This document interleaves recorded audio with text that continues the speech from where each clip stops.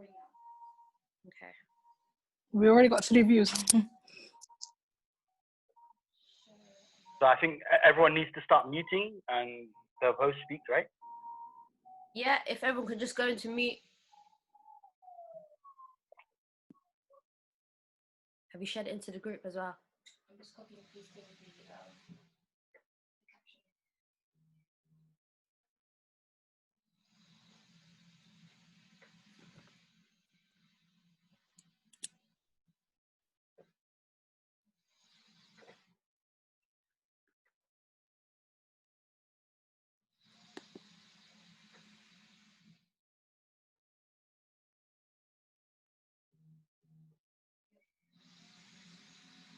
Sorry guys, just bear with us.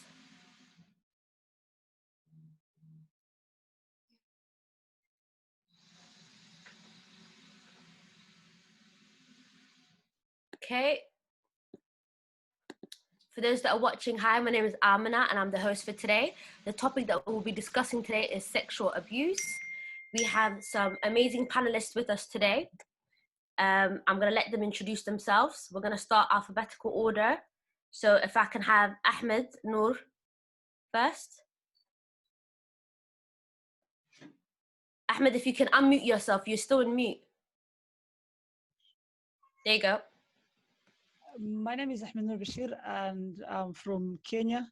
My background is journalism and mass communication, and I also run an organization called the Kesho Alliance based in Nairobi, Kenya. MashaAllah, thank you. Farhad? Hi guys, my name is Farhad. Currently I'm in London, England, UK. My background is in health and fitness and sports.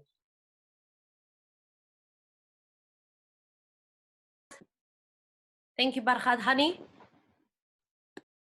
Hi guys, my name is Hani, also known as Honey Love. I'm currently living in London, UK. My background is events management, and I'm also known for empowering women on social media. And I'm an entrepreneur here in the UK. MashaAllah, thank you. Mona? Hi, assalamu alaikum. My name is Mona from West London. My background is in modern slavery, child sexual exploitation, and now I'm currently working as a sexual violence advocate. MashaAllah, thank you. Mona? Assalamu alaikum everyone, my name is Mona Hussein. I was born in Holland, raised in the UK, and at the moment I'm living in Hargeysa for the past 3 years. I'm a businesswoman. I run a water company, a hotel and a restaurant. MashaAllah, thank you, Mona. Raqia? Hi, my name is Raqia, and I've been working in Somalia and Somaliland for the past almost 10 years now, and I am based in Nairobi because of COVID right now.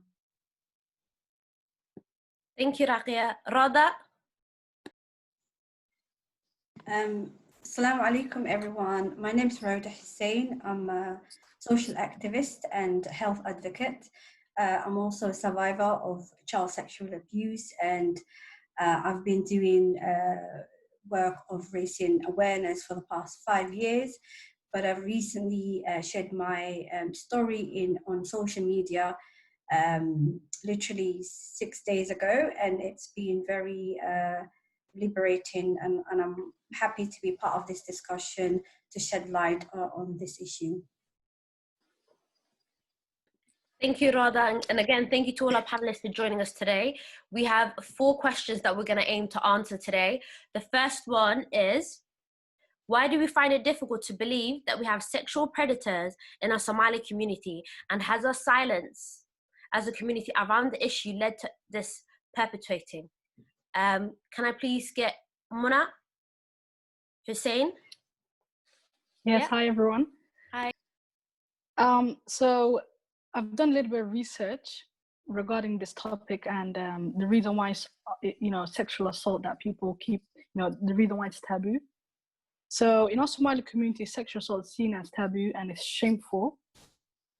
And not only shameful for the rapist or the sexual, the person that did the sexual assault, but it's also shameful for the actual victim, the survivor.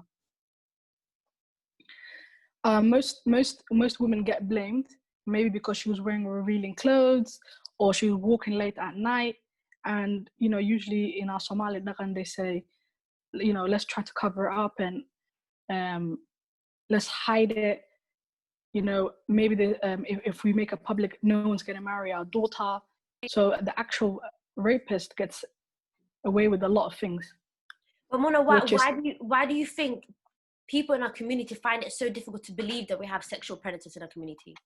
Because I actually asked today, I was in Soka, yeah, and I've asked a few men, and I said to them, so what do you guys think about rape and all this stuff? You know what they replied? They said, oh, it doesn't happen in our Muslim countries. We are Muslim. It doesn't happen here. It happens abroad, you know, in the Western countries. This doesn't happen. We've never seen it. Women try to, you know, basically women inflict on themselves. For example, one guy gave me an example, and he said women might wear like tight clothes and revealing clothes and walk really late at night, and she might, you know, walk through the streets and, you know, try to get a lot of attention. And when she does get attention, you know, there might be a result of rape. So and basically, also, the action of a man is blamed on a woman. Yes.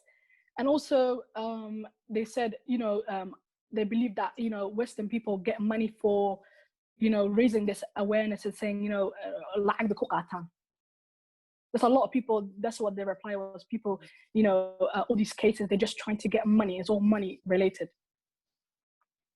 So they truly don't believe it exists, basically. They truly believe it. One guy said, I've never seen it, I've never heard it. And I said, but, you know, there's a lot of things you don't see, but, you know, you should believe it and, you know, support the women that are getting actually, you know, raped and getting, you know, on the streets, getting sexually assaulted. And a lot of men are in denial.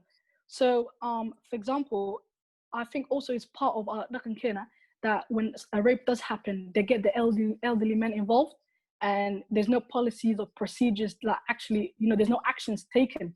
So, for example, two older men or elderly men from both sides, you know, come together and they try to, you know, for example, they do you feel like the way they handle these cases is creating an environment that's allowing them to continue doing this? And it's absolutely, because, for example, if a rapist gets away with it and all he has to do is marry the rapist or actually pay a lump sum of money, he's free to go. There's no consequences. There's no policies, no procedures, nothing done. He can go and do more rape cases. Again and again and again. And again. The family says, oh, I knew where I know don't. And usually he will blame on the woman and say, she wanted me, she was wearing revealing clothes, she was, you know, walking out late at night, or she talked to me in a way that I want to, you know. So sometimes they blame the woman, and the families, you know, they try to cover up and say, oh, you know, the neighbors might talk about the girl and they might shame her, nobody might marry her. There's this whole shame culture and, you know, pushing it up quickly, brushing it under the carpet. Brushing under the carpet. Thank you, Mona. I just want to try to hear from some of the other panelists as well. Radha, what do you think? Why do you think people find it so hard to believe in a community that this actually exists? I think it's to do with honor. It's said that honor belongs to the men and is practiced by women. So when a child or a young lady is raped, the family takes on the shame rather than the perpetrator. And the society blames the victim and her family. So it's easier for the family to hide because the stigma, it's ongoing to the point, even if the child is raped at a very young age, she'll be stigmatized and that will affect in her prospects as an adult to get married. So the biggest reason is stigma and shame. Also, I think the Somali culture, it's so opposite to the deen, and you know, a lot of people practice that. We come from a patriarchal society where the men are in charge. There's this saying called Rabbi Yarag, ma'anaha, they put in the same pedestal or a hierarchy of God.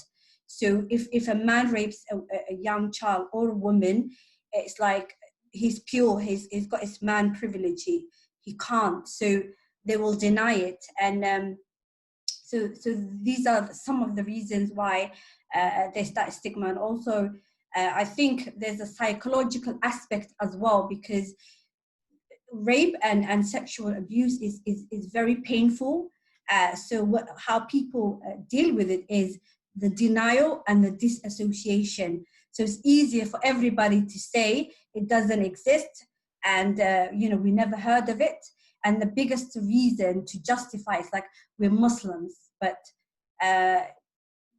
it's on the contrary to what's actually right in front. And all the time that I've been working as a social activist, the more I dive into this issue, the more shocking I myself become with the numbers. And since I've come out with my own story, the number of women and young ladies, different ages, that got in touch with me, that have experienced, that shared their experiences, is just unbelievable. And people wouldn't believe it. So, and the other thing is that because of the stigma, the victims will not speak. And even if she's adult and she has that, power to say something, so what tends to happen is that the silencing creates, adds to this disbelief, or it doesn't happen because everyone is quiet.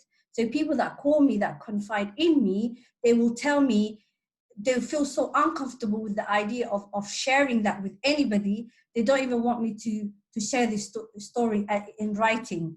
So that's how bad it is. And these are the reasons. And do you feel like it's creating an environment for this to kind of fester and continue, and it just, grow? Absolutely. And I think the problem is we raising our boys to be, their needs are catered to from a very young age. So they don't know no. So they feel like they have a right to young children as well as adults. And I think the reason child sexual abuse happens quite a lot is this confusion with at what age does a young child actually become an adult. And that's tied into the religion, this concept of the Prophet Muhammad sallallahu alaihi wasallam's marriage to Aisha. And I feel like a lot of people are obsessed with that marriage, although her age is very controversial topic and it's not clear. But a lot of people use that to justify the marriage of young children and young girls. And back in 2016, I went to Somalia and I had this conversation with a guy, and he said to me, I said, at which age does a young child become an adult? And he said, 8 years old.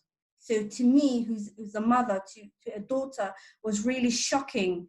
And he uses very vulgar language to reiterate his point. He said, "Wa hamil karta," and that just shocked me. I nearly passed out to hear from somebody say that. So what we need to do is we need to clarify at what age does a child become an adult. Yeah. Thank you, Radha.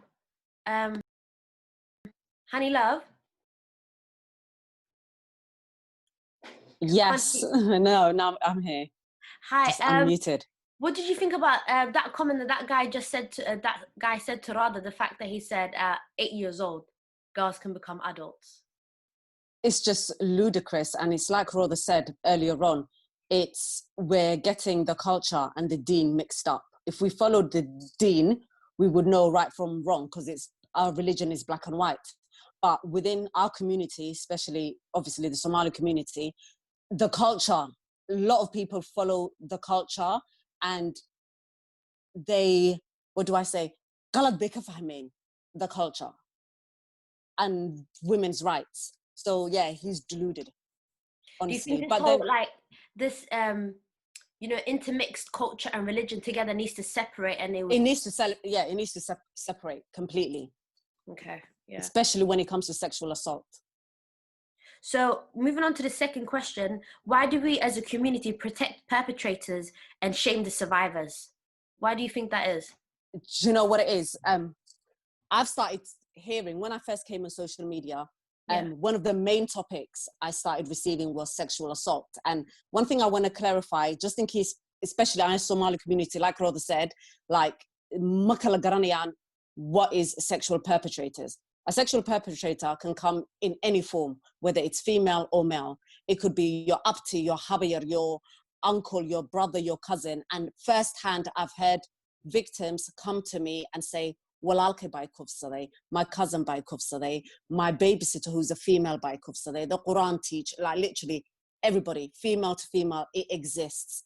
And the sooner as a community, we understand that everything that happens in other cultures happens in our culture too. We're not special. You know, like there's nothing that says, oh, Somalis don't have rapists. We clearly do. We see it, one aragna every day on social media, people that speak to Roda or everybody else, everyone that messages me. Honey love, do you not think a lot of Somalis do think that we are special? You They know, do. whenever another race does something, you often hear the elders say, you know, and I think what it is education starts at home. I think from home, we need to literally start re-educating the new generation on a new way of Somali Nimo. So the new age of Somalis, where we teach them this does happen within our community, you know, talk about sex to your kids very early. Do not wait for the schools to educate your kids about sex and perpetrators. And that's one thing, like, especially when had the school system in the UK, they've started to say, you know, we're going to start talking about sex. A lot of the Somali community was like, oh my God, Sahib, educate your kids at home, and then you don't need to worry about the school. And then no one else can brainwash your kids because you've had those conversations at home. But a lot of the things why Somalis, when the schools are bringing in, this is because they're not educating the kids. And one of the reasons our communities always stick up for the perpetrators rather than the victim is shame, like stigma, like we just need to change the whole mind frame of our men, especially the men and the women raising the men. Hada manta hade habla badano, you know, hablaha Somali lo kufsaday. If they knew that in a madina ragin Somali will not shame them in the future, markay u tagtay dhahdo, you know what, waan rabaa inaan ku gursado, u sheegto her issue or her rape she had, hadayna ka baqanaynin inuu ninkaasi ka cararo, a lot of girls will come forward. But it's the fact that Manta Hadila Kufsado, and she comes forward, goes through the court system, Ninka Lahiro, her name is going to be tarnished. But with the court system, we have it here, but we don't have it, unfortunately, you know, like in places like back home. Well, Stafford, we do have it back home, but I'm not so sure. I can't speak on it. No, but the thing is, there's so many girls here. There was a girl that actually came on Facebook Live with me. She only lived in outside London. So they're here in London. He still didn't go into, you know, nothing because of the whole of Ebta. She didn't even tell her own mum. So it's that whole thing of, you know, that's the main, one of the main reason is because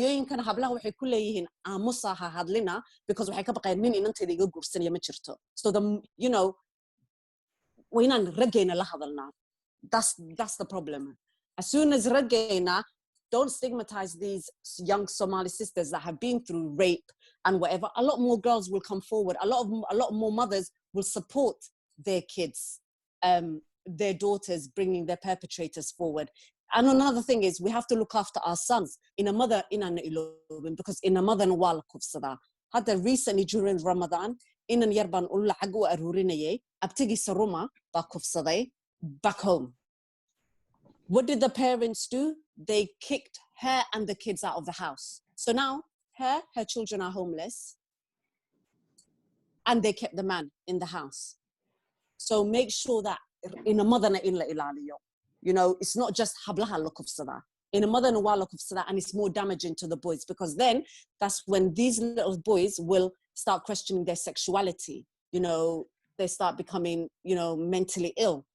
And then as Somalis, yet again, when, you know, their sexuality and, you know, these boys are questioning themselves, we're there again, you know, stigmatizing them on another topic, which is another conversation. But yeah. Thank you, honey love. So I'm just going to put it to the rest of the panel. The question was, why do we find it difficult to believe that we have sexual predators in our Somali community, and has our silence as a community around the issue led to this perpetuating? No, sorry, that was the first question. The second question is, why do we as a community protect the perpetrators and shame the survivors? If we can have one of the guys come forward. Sorry, could you repeat the question again, quickly? So the question was, why do we as a community protect the perpetrators and shame the survivors? I think I think that subject that there, it's nothing to do with religion, because religion is black and white. I think also culture has a big play in it. Our culture itself, it does try to like liaison or be close to the religion, and the bits in the culture that are that are very corrupt. I think it's males that have basically put that in because it protects them. It protects the nobility of the male. What else? Also, I think as a community, it's a cowardice thing to do, and I think it's an easy way out, right? I think it's an easy way out, and as a whole, as a community, I think also we're in denial as well, because realistically, if this was brought, these cases, if they were brought in front of a proper formal Sharia law and court, I mean, they would be torn to pieces, you know. So it's definitely nothing to do with religion at all. It's just us as Somalis who are very in denial, and mainly the people that are making these laws, or as we call it, these Somali laws. It's mainly men, and this all benefit men. And the abusers, yes, there is female and male abusers, but they happen to be in our community mainly men, and most of these laws in our culture, they are protecting men. So I think one of the reasons is culture. Not all of it is bad. A lot of it does lean on towards Hagadin Islamka, towards the religion of Islam, but a lot of it is very distorted and corrupt, and I think should be reviewed. What actually is, you know, what is hair Somalia when we come to certain issues, especially when it comes to, sex abuse and pedophilia abuse. Yeah. You know, we have to look at that. We're just going to have Rada step in for a second. She's put her hand up, and then Raqia as well. Rada, go ahead. Yeah, I just want to add 2 points to what Abu was saying. The hair that he's talking about is actually, there's this mahmaya called Hargeysa Orphanage, which translates to he who makes a law is bound by it. So if a woman or a young girl is raped, her tribesmen came to solve that problem, but they have to be lenient with the perpetrator. Otherwise, later on, if a tribesman from the victim's tribe would be judged harshly. So they say Hargeysa Orphanage. So that is, if you look at the basis of that law that we follow as a community, is really dangerous. And also there is this misinterpretation of the religion where they say, don't say anything bad about your brother. Yes, there is an element of that in religion, but what are they talking about? Are they talking about when a person is committing a harm against themselves? For example, if somebody drinks alcohol, which is seen by the Sharia as haram, then that person should not be shamed, and his crime or his shortcomings should be hidden. But once somebody is committing a crime against somebody else, whether it's a young girl or a child or any other type of crime, it should be, the whole community should know about it, and there should be consequences for that. So there's that misinterpretation of the religion, and this the hair Somali that is actually gives a leeway to men to support each other And also we see that those examples when a man gives his gives away his daughter to somebody who's much older than her, because the reason he's not going to stand up for his daughter and protect her and say, look, you're too old to marry my daughter, is because for himself, when he wants to go into other tribes and marry a very young girl. So Hargoya Hermigil. So that's the concept behind the Somali local traditions. Thank you, Rada. Raqia, you put your hand up. I was going to say that working in Somalia for the past years, I've seen a lot of abuse. When I say I've seen the aftermath. You know, when people come to you and they tell you their stories. And one of the things that I realized is like just what Rhoda said is, one, it's so easy for them to take the money and tell anyone you'll be raped. Just keep quiet and walk on. But I was going to say, I think kids, it's very important how men raise the kids. I'm a product of a single Somali dad, which is very it's not a typical Somali thing, but one of the biggest things I used to learn was about boundaries. You know, like when someone that is the opposite sex or someone that is the same sex, how do you learn about boundaries? But remember, in Somalia, these kids, they think it's normal to, you know, hug each other and do certain things that we would never do because we grew up in the West. Somehow we have a different perspective of certain things. And the other thing I was going to say is the reason we hide them is if you go to the police in Somalia, no one is going to believe you. They're going to go to Odega. As a woman, if you walk into a police station, they're going to go to Odega family gaga ama abaha. And he's going to say, you know what, it's fine. And the reason is, I think the reason being is, we as women sometimes take a seat back and we let people shame our kids for certain things that have happened to them. And to be honest, I don't think Dinta is an excuse, if that makes sense. I don't see why religion and culture should be the same thing. Someone being raped by an uncle, a cousin, whatever it is, shouldn't be something that is religiously, you know, wa'ab. And I think also the reason we protect them so much is because how can I as a woman come to my mom or my dad and say, you know, the babysitter, they raped me. They're not going to believe me. And look, even on social media now, people asking, do you have proof? So it's a community of no one believes you. No matter how you say it, like the system doesn't believe you. The school doesn't have systems where you can go and speak to them about certain things. And then when you do say something, I think for us as a diaspora, our role is to teach and show them there's no harm in speaking up instead of, you know, saying something. And also, when this generation dies, and we're doing the exact same thing our parents are doing. We're shaming people. So I think we can't change what's going on right now because, I think I'm talking about Somalia, by the way. In Somalia, you can't change what's going on now because there's an older generation. But I believe we, you know, as a younger generation, can go back and change the way it's supposed to be. Thank you, Raqia. Mona, you've put your hand up. I was talking regards of Raqia, when she said, you know, sexual assault can happen also in your own households. For example, you know, in our Somali culture, we have a lot of Adirial, Abtiyal, Inadir, cousins, anyone that comes to your house and stays at your house. And our parents never discuss with their daughters or sons the fact that including your own brother, including anyone, is ka'ilali. They never say, you know, if anything happens, come talk to us. They don't make the children feel comfortable.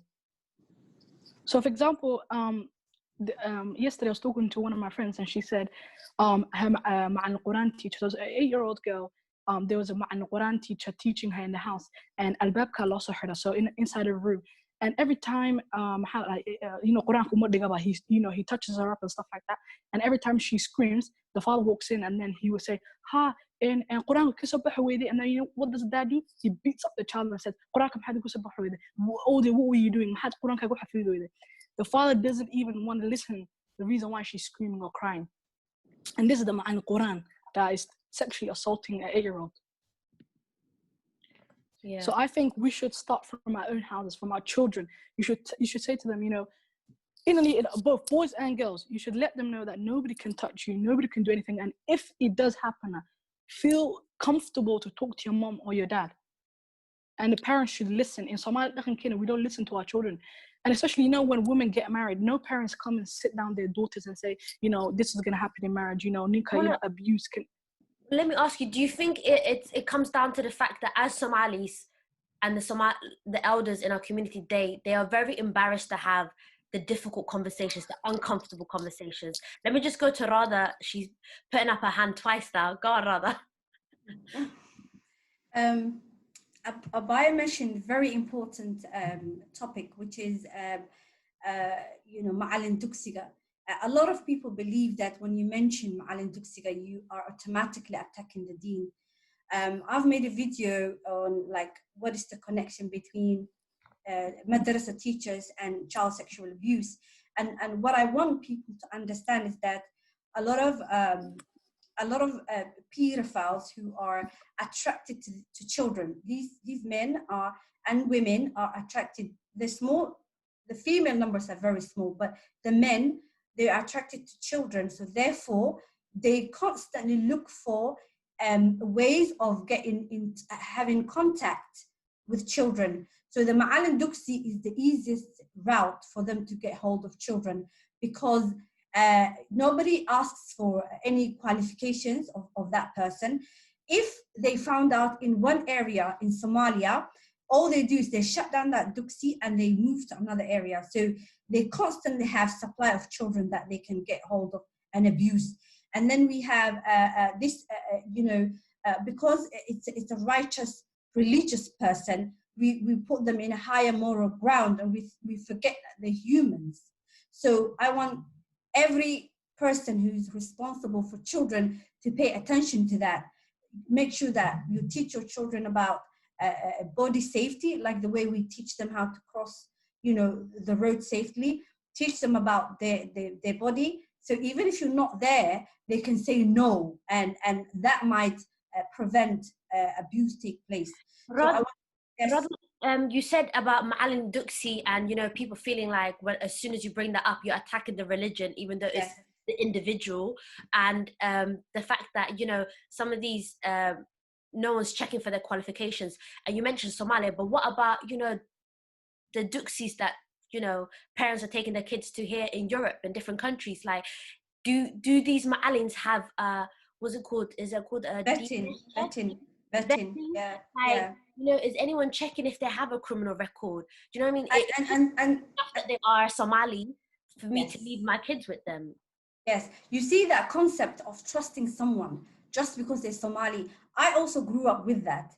You know, if I meet a Somali guy, I'm like, my defenses are down. Oh, this is my brother. You know, but I've learned as an adult, like not long ago, that they can be really dangerous, you know. So this is what we need to teach. And the fact that we teach children, everybody's their uncle and their auntie. So we teaching children just to blindly trust everybody. And although we live in the diaspora, I want people to remember that we came with our own culture here.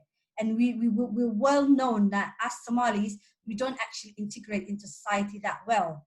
So we still have our ways. Dadka Somali jooga inta were the same. And these, I even heard, women that got in touch with me that told me Quran Sar in their own homes, they were sexually molested in their own homes, because these guys would use something that's not Quran, sihr, to hypnotize you, and they will say, oh, and they could do whatever they want to you. So we need to be vigilant. We need to stop being naive and trusting everybody blindly. The protection of innocent children and girls is the duty of everybody, and it's actually Islamic duty. It's a requirement, because Allah told us in the Quran, Surah An-Nisa, He said, "Oh, who you believe, speak the truth, even if it's against yourself, your parents, or your relatives." And He said, "Be witness to Allah." So you have a duty, okay? And the other things that a lot of people, when children speak up and they tell their parents, they silence because of tribalism, and that's, you know, I'll share that with you later on the topic, inshallah. All right, thank you. Ahmed, you put your hand up. Ahmed Noor, you're on mute still. You got to unmute yourself. Do you know the reason why we always blame the victim? It's because as Somalis, we see ourselves very special. Marka, badana marka when a victim shares his story, waxaad maqlaysaa, and you know what, Somalis are not capable of doing something as bad as this. Marka, and then we forget, we mix culture with religion. We forget that when Allah mentions, there's an ayah in the Quran that says, stand out to justice, even if the perpetrator is your brother or your sibling, anyone, just stand against that act. And number two, it's because we are so much open to each other. When we see a Somali or any person who is a Somali, we just say Abtiwaye, Welkiwaye. We bring them close so together. And about the Ma'alin Duksi raping people, I think it's because we just employ people. We just employ people to be Ma'alin Duksi for our daughters and sibling, our babies, and we don't look for credentials. You know, someone can just know Quran, but then it doesn't know the deep meaning of Quran, doesn't work on what Quran says. Someone like that can just rape you and does everything. And also, it's because how we were brought up. And yesterday, when I shared this poster on my Facebook, telling people that this conference is going to take place, someone told me in the comments, you know, if you want to stop rape, just tell women to wear their hijab very well, like let them hide their bodies. That's how we're going to stop rape. And then when I posted that on my Instagram story, I got some pretty good messages from my followers who are women. Some of them say they wear niqab, they have all their jilbab on, and then they get people sexually assaulting them. You just find someone walking on the road, and then some of the story that I had is a woman walking on the road, and then there's someone calling her yarta yarta, and then like the sound they normally make. And then another one said, I was sexually abused when I was in Makkah. That's when I did not even share. She also shared it in Twitter. She had the fake account. She said, if I do it with my normal account, people are not going to believe me. I'm going to get blamed because I'm doing something that is against my culture and my definitely she said religion, but I did not agree with her. But what I normally say is, until we follow our religion, what Islam says, that's then how we're going to stop rape. There's a reason why Islam said separate from your opposite gender. If you're a man, keep distance with the opposite gender. There's a reason why it has said that. And until we stop mixing religion and culture. That's when Thank you, Ahmed. Raghi, I'm going to come to you in a second. I just want to ask Ahmed the third question, which is, are we as a community to blame for the callousness some men are showing on social media, posting content that's making light of survivors who have bravely spoken out? Is this due to our culture or the upbringing? What do you think? I would say it's both. It's because of our culture and our upbringing. And to the culture, if I emphasize on the culture, I would say it's in our Somali community, we are patriarchal. That is facts. We can't hide that. And we are used to hiding things. When it comes to sexual abuse, we just call it if you get raped, someone would tell you, you know what, if you speak about this, if you say that you're a victim of rape, no one is going to marry you and you're going to get stigmatized. And once all this stigma is over, and we tell people rape happens because the rapist is there. If the rapist is not there, rape is not going to happen. Rape doesn't happen because women are dressing badly. If you tell these people that thing, I think it's going to be awesome. And secondly, upbringing. If you're brought up in a community that is patriarchal and doesn't respect women, when you see someone sexually assaulting someone, it will just be normal for you. You'll just see it and just ignore it because. But Ahmed, why do you think some of the guys that are coming forward that are saying, you know, where's the evidence, or you know, there's a lot of women out there that are lying about being raped, even though I believe don't quote me on it, but I think it's like something like 5%. Like it's a really small number of people that actually lie. But why do you think a lot of men are so brave to speak out against survivors and not believe them, and feel so confident to do it as well? I think first it also goes to the victims. They have to be open, like Rodo, who is a victim of sexual abuse. They all come out and then they say, this is me, with no fake accounts. Let them not come out with fake accounts. Let them just come out, and anything will, anything that happens, it happens because it's qadr. You have to believe it in it. So when you're raped, come out openly. Don't be scared of judgments. People are going to speak, even if you're doing the best. No, I understand that, Ahmed, but everyone goes in steps differently. Someone might go to step 5 straight away and be able to openly just come out, and someone else, it might take them a long time. Do you know what I mean? So everyone has a different journey. But what I'm trying to ask you is, why is it so many guys feel so confident attacking survivors and questioning whether they are telling the truth or not? Where are they getting this confidence from? It's mostly from the culture. I would say 70% is our culture and how we were taught, how we were brought up. 2 adds to 30%, and 70%, I would say it's our culture. Okay, thank you.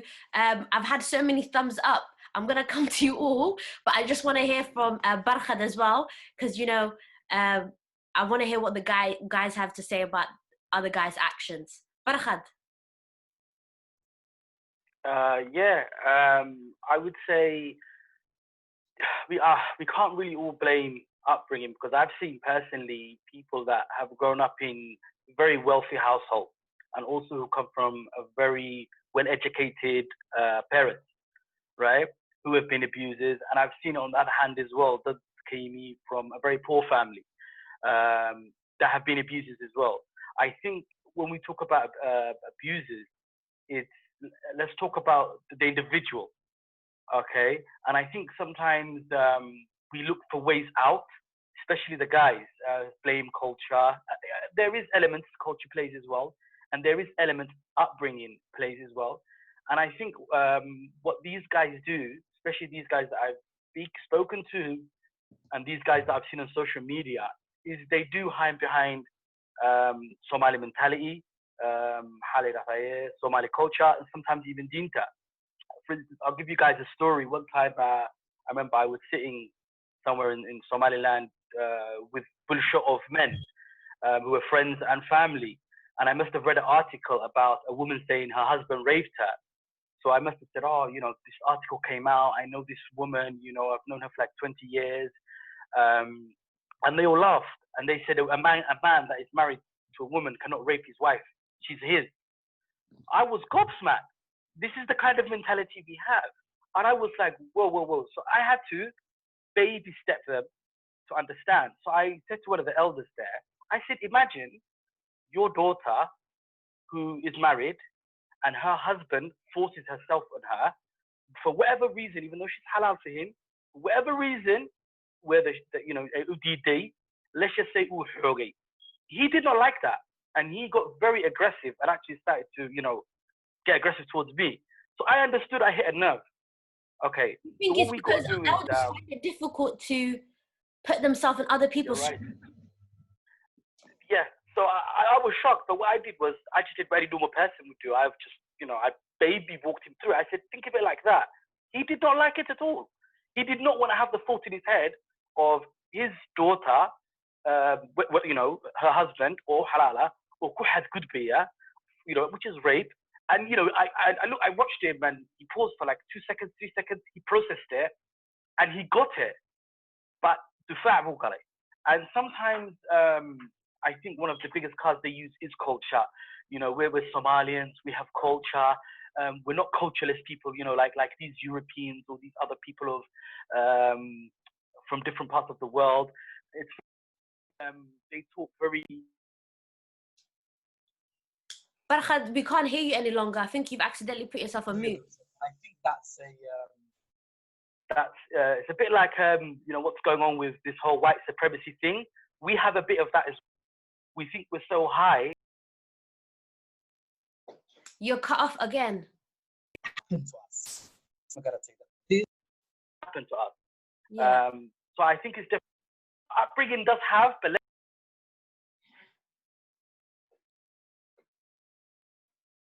Farhad, we're going to come back to you. We're just going to go to Mona, and then we're going to go to Rada after that. I just want to hear from Mona. We've not heard from Mona. Mona, why do you think so many guys are so brave in, you know, the way they speak against survivors on social media? I think it's just similar to what Barakat had said. It's mainly to do with the culture and also the lack of awareness. Because not that many, I mean, from my experience, I mean, there haven't been that many, I haven't seen any Somalis who have reported the crimes that they've gone through.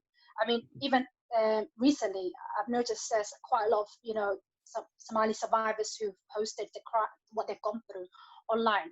And I think the problem is, I mean, I would advise the survivors firstly to report it to the police. I mean, I understand, you know, you want to share what you've gone through to everyone, like on social media, and and shame the person. Yes, I understand, but I think it's first what they've gone through is a crime. It's a crime, so the case can be investigated. With the survivors, I think they're worried about their families finding out or shaming their families. Do you not also think it has something to do with like our whole culture being like, if something has happened within our community, we don't go to the police, we sort it out ourselves? Because we don't that's the mentality. And that's with domestic violence, you know, like unfortunately there's a lot of women that have died, and if they'd come forward earlier on, maybe that wouldn't have been the case.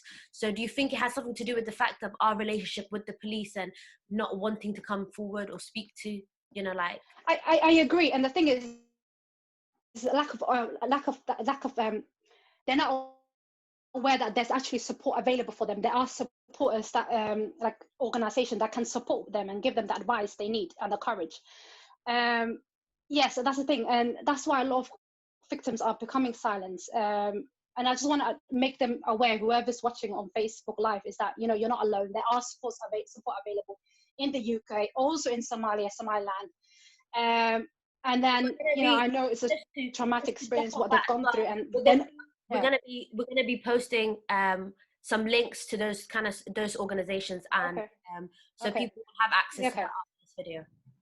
Yeah, go on, sorry, Mona. Okay, perfect. No, it's okay. No, so I think I would urge, firstly, you know, that let's say you report what like you share, I don't know, you post the perpetrator on Facebook and you name and shame them. Later on, when you do you want justice for yourself and you want to make a report and make a report against the perpetrator, that's going to have an effect on your case. And that's what I'm saying to you. It's best for them, whenever you're ready. It could be an abuse that happened when you were a child. It could be an abuse that happened, I don't know, abroad, Somalia. It's never too late. You can, whatever country you are at, you can, make a report, police report. Let's say I'm currently working on a case where a victim had been sexually raped in Spain. She made a report in the UK, and it happened, I think, 3 years ago. She reported in the UK, and the UK police is investigating that. So that's what I'm saying to you. It's never too late. It could be a childhood abuse. It could be recent abuse, or it could be abuse that happened 10 years ago. It's never too late. It's best to make a report now than, let's say, it's been investigated, the perpetrator had been questioned, or I don't know, sentenced. Then you can, publish his photo, share your experience, even do a workshop and help other survivors. And that's where the key is. Instead of posting it before you make a report on social media, it's best to make a report. Thank you, Mona. Rada, you've been putting your hand up quite a few times. Go on. Well, thank you. It's just, I wanted to add something to what Barkhat said. And, why do the perpetrators and people online, especially men, feel comfortable to silence the victims? And I think it's this idea of that men cannot control their sexual desires, so it's women's duty to always help them control it.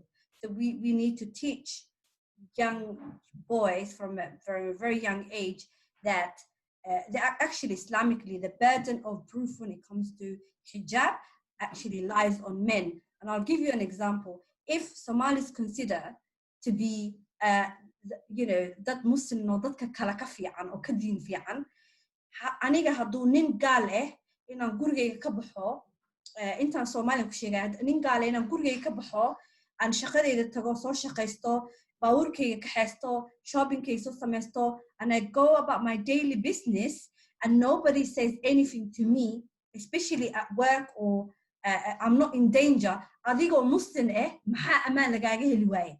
Does that mean ninkan adiga yesaysid adhaysid gaalkaa kaa fiican? So I'll put that question to walaalaha, wiilasha walaalahay ifiirsanayo.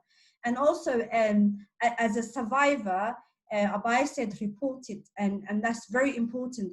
But sometimes is that what happens is there's a different journey. One is to admit it to yourself, what happened to you, and seek counseling and just come to terms with that. The next is to share that with your loved ones. And if the survivors don't have support, and even now, what happens is when they're named and shamed, which I don't agree, you have to go through the right channels. What tends to happen is even when the survivors come and tell that man, their relatives, that man's family will come for the sisters. Okay, so their life actually becomes in danger.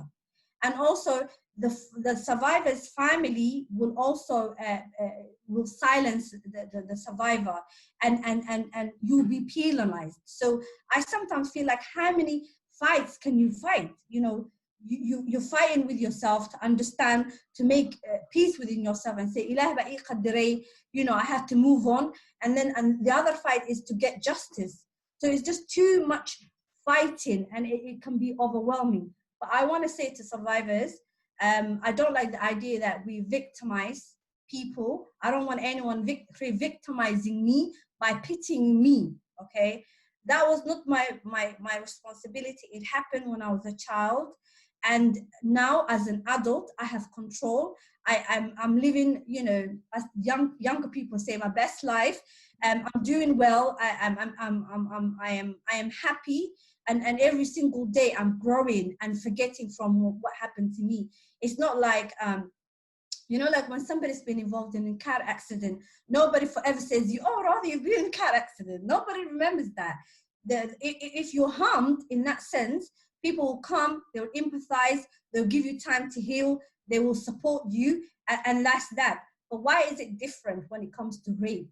So we need to give back the rightful owner of the shame, and that's the perpetrator. It's not the perpetrator's family, it's not the victim's family, and certainly it's not the survivor's responsibility. So we need to free ourselves to say, it's not mine to carry. Yeah.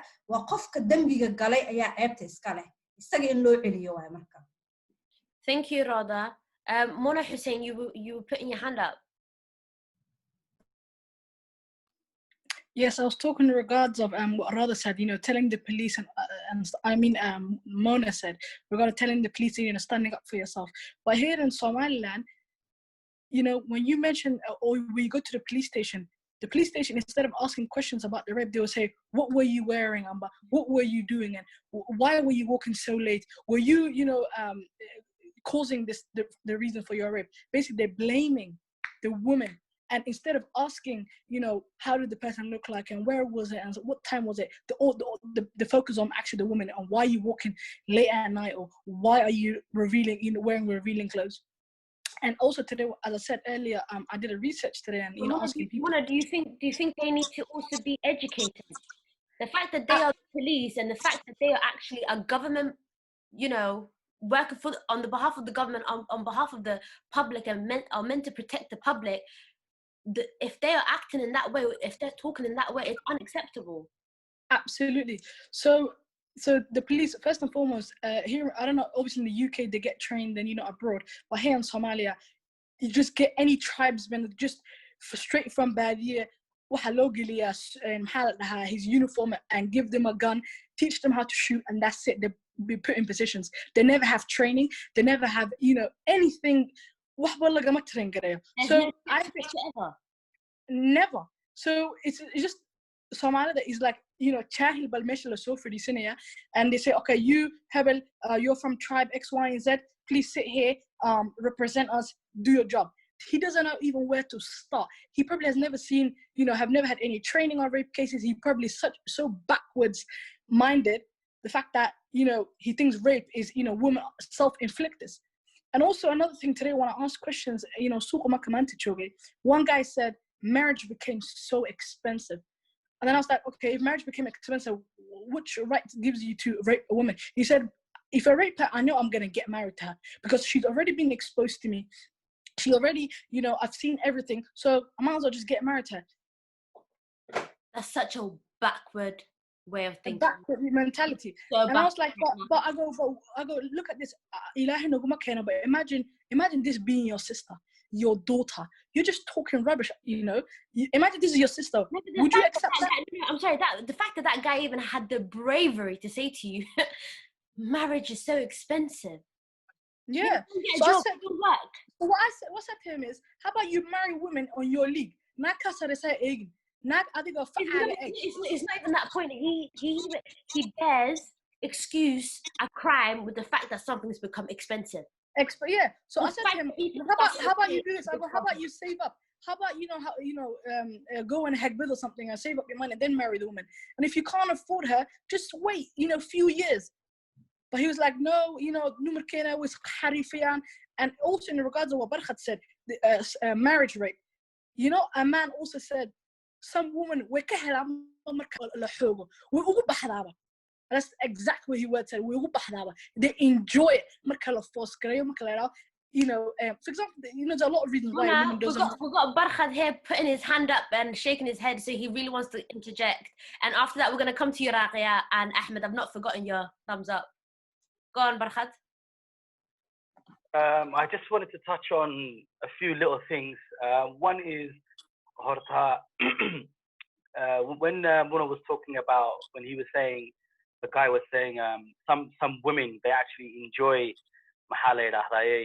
this when they get forced, you know, when the man is aggressive to them. One of the things that we need to be educated about is there's all these, I mean, here in the West that we know, people have all these different, what do you call it, sexual pleasures, desires. Some people force. And in our community, people don't know about these things. You know, they don't know about those things. There's people that are, you know, bi, transgender. People have all these weird fantasies, and that also plays a part. Also, another thing that I want to mention is, which really has upset me, is recently we've had this abuse allegation that has come out from the Hargeisa Orphanage. What really has upset me, and also will give us an indication to how our people have normalized it, is especially us being within the social media age as well now, where everybody gets news just like that, is Sha'ab Ahan, the civilians of Somaliland, Garhan Hargeysa, no one's blinked the eye. All I've seen is the woman that basically was in charge of the place speak, the young girl's lawyer and the young girl's father. No one has bothered, apart from, you know, someone just clicking and posting, which anyone can do, and that's really nothing really. But a lot of people, majority of people, no one's blinked the eye, no one said nothing, no one's going against the government and saying, well, hang on a minute, what's going on here? This place is for young, vulnerable children. And also other allegations have come out after this case. A lot of other allegations have come out. I'm very sad that it's happened, but also I think this our case that's happening will be like the case that pretty much revolutionizes this subject that we're talking about, and hopefully a lot of things will change. Laws, even if it's hakan herkan when they sit under the tree, they did change the law once when a minister's daughter and a young woman, he was an uncle who got gang raped. And the only reason it got changed because it was the minister's daughter. So they brought in rape kits. They So brought in 7 doctors. what happens to justice for those that don't have parents, or those that don't have parents that are in power, or those that don't come from That's why. What happens to all those individuals? That's what I'm saying. That's what I'm saying with this our case. It's very helpful because first of all, she's a minor. She's 13, 14. I think she's autistic as well. She comes from a very unprivileged background. Her mum has mental health illness, and her dad, I think, is severely. I think he's almost blind or blind. So you know, it's the Wahawiyan, subhanallah. It's someone that's at the lower tier of our society. And yeah, things are getting shared on social media and that, but we need movement to be made on the floor, and the locals need to start doing this. And no one's even blinked the eye, and that should show you the severity of how it's adi to our people. It's become adi, and that's the thing that really hurt me, because I thought people were really going to make an uproar about this, right? Especially after the woman had the car crash interview, where I took it as she blamed the victim and we're in jealousy. And it was like, what the, and it was like, what? This if you know what I mean. Barkha, we're going to come back to you. Mona, we're going to come to you as well. I just want to get to Ahmed and Raqiya first. So Ahmed, please. I'd like to get into what, is it Mona who said expensive marriage? I think expensive marriage should not be a reason for you to rape. Because waxbal af Soomaali waxaa la dhahaa doonta ku qaado iska fuul. Adigu, if you see this thing isn't your class, why would you go with that? Go with the one that you can afford. So marka expensive marriage ma noqonayso sababtaad adigu gabar ku kufsanayso. And the second thing is the reason why I said bringing up is because we bring up our boys different from how we bring up girls. And marka aad u fiirisid gabdhaha waxaan ku dhahnaa, you have to wear your hijab, you have to cover your head, you have to cover fully, but we don't tell our boys that they also need hijab, they also need to lower their gaze. We don't fully tell them what hijab is, because if we really look into this hijab thing, it applies both into male and female. But if you see in our Somali community, it's only mostly in female only. We don't focus on the hijab of male. And to the issue of reporting this to the police, I feel like the government should allocate like trained police officers who are trained on GBV, gender-based violence and sexual gender-based violence. When someone is sexually abused, goes directly to them, reports this. When you are trained to answer people who have been sexually abused, you cannot make them feel bad. So marka oo la train gareeyo dadkan who are police officers, we train them how to deal with people who are sexually gender-based violence abused. Maybe we can have them speak up, and they will not get scared to report this to the police officers. And mid the kalam how parents in politics, how friends in politics, how the core something happened and she was raped, and then we were texted on our page on the organization that I ran. Marcus, when we reported the incident to the police, this girl was raped by her uncle. It was somewhere in February. When we reported this thing to the police, the guy was arrested for 2 nights, and the next day he was free, because he apparently is related to the governor. So when we followed up on the case,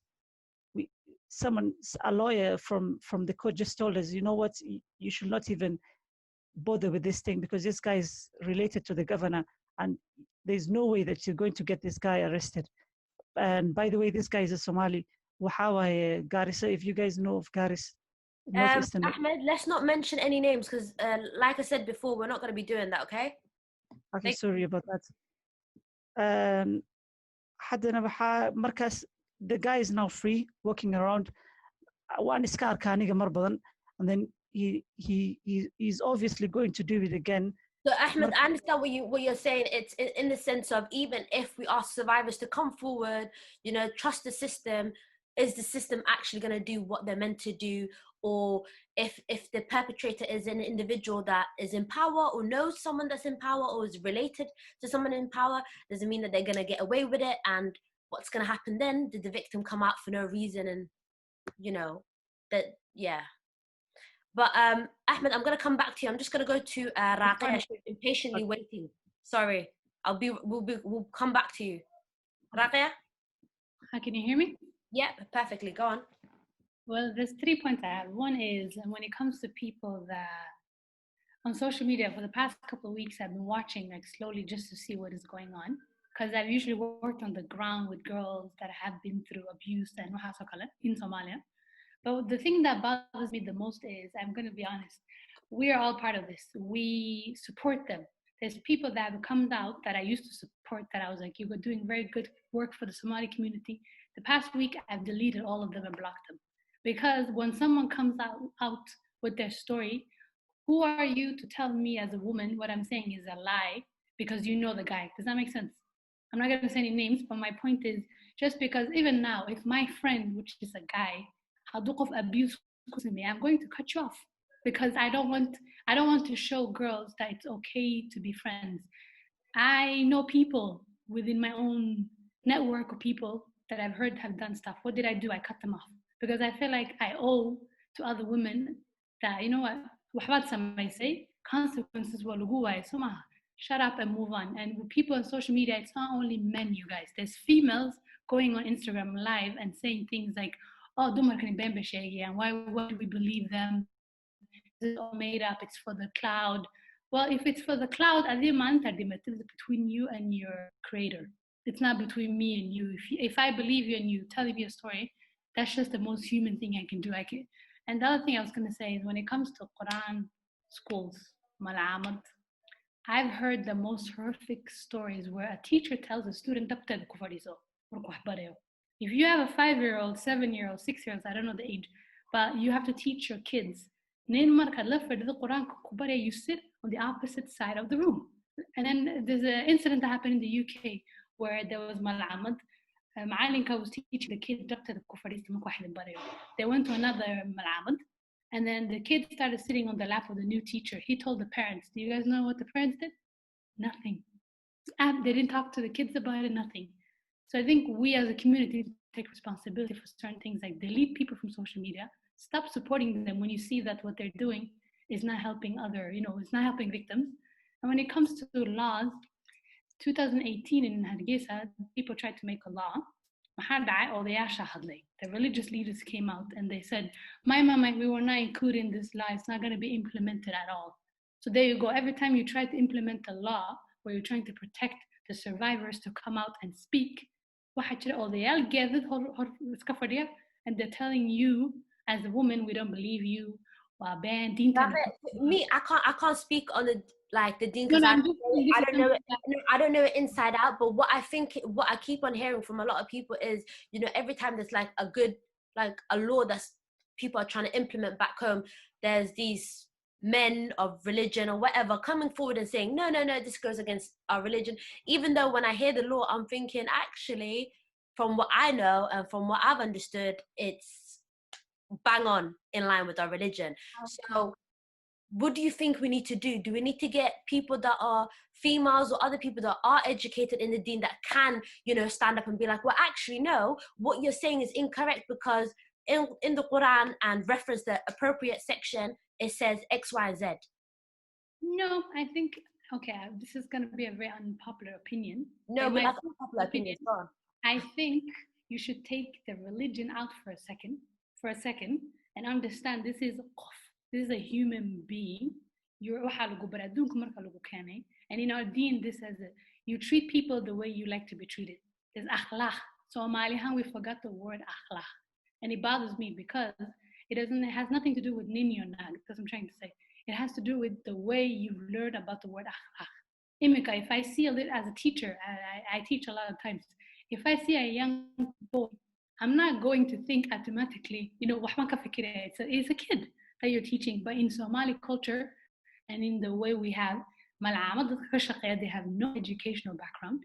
Ma'alinka schoolka has usually no educational background. Or someone in their family were teaching at that school. And I've seen this a lot of the times. Even when a girl has, the time of the month and she wants to go to the toilet, you know what they do? Ma'alin, you see what I mean? They teach girls certain things. What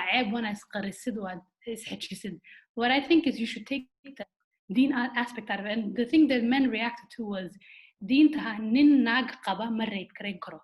That's the only sentence of the whole law they reacted to. They were saying hadunini nag qaban, no matter what sexual thing that happened between them, haram ma noqon karo ka kasara.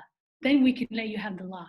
But the thing again is, like Barqat said, you have to teach them about basic sexual education. I do not see why it's a problem for kids. Even in the West, I teach in the West, I had to teach them a course in sexual education. Do you know what kids said? Oh, Raqi, why do you have to do that? That is so embarrassing. I don't do that with my parents. But the problem is in Somalia, forget about Somalia. Even in Europe, there's been cases and cases where people of Somalia, when you speak and you tell them, hey, I heard that this and this happened in your class. Can we talk about it? Raqiya, deen tabaro, then come back to me. You see what I'm trying to say? So people use the religion as a tool again and again and again, but I think is about akhlaq and understanding. You don't do something. If that was my child, I don't know what I would have done. So as a man, before you do something, as a woman, you should think, if that was your sister, your kid, how would you react? I do agree with you, Raqi. It's all about akhlaq, but the deen does teach us about akhlaq. Do you know what I mean? And I also think, like Honey Love said before, I feel like the deen is black and white. It's perfect. Do you know what I mean? It's human beings that are not perfect, and it's the mixture of our culture with the deen that's causing a lot of problem. And you know, like Barkhad said so perfectly before, it's men that's like pick certain things and then try to say, you know, it's in our deen. But in order to stand up to these people and, you know, push out these ideologies, we need to have people that are educated in the deen that can say, well, actually, it says in this section here, this and that. So what you're saying is false. But if it's not false, rather you, sorry, before I come to you, Radha, I want to go to Mona that's been waiting patiently.